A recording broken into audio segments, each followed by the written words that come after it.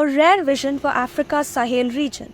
Chad, after over 3 decades of political unrest, heads to the ballots today to elect its next leader. Chad, a crucial ally for the West, goes to the polls after 3 years of military rule under transitional President General Mohamed Idriss Déby Itno, and days after US removed its troops from the country.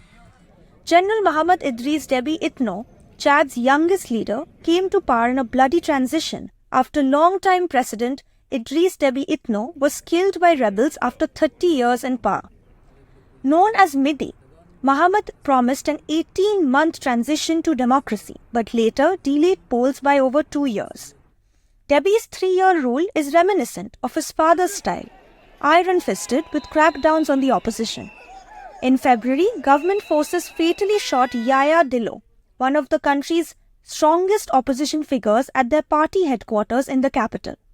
While experts indicate Déby is most likely to win the polls, his chief opponent, Prime Minister Sucé Masra, has been drawing larger-than-expected crowds on his campaign trail.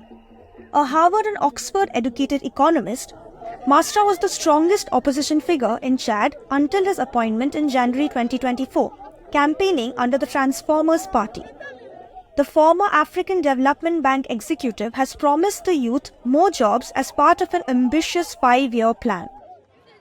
Chad's economy, already poor, has shrunk in the past decade, with at least 40% of the 17 million population living below the poverty line. An over-reliance on oil, along with declining production due to limited reserves, has driven its economic decline. While many under Déby expect Chad's economy to stagnate, there are hopes that Prime Minister Masra could influence more investments in the country's education and health sectors.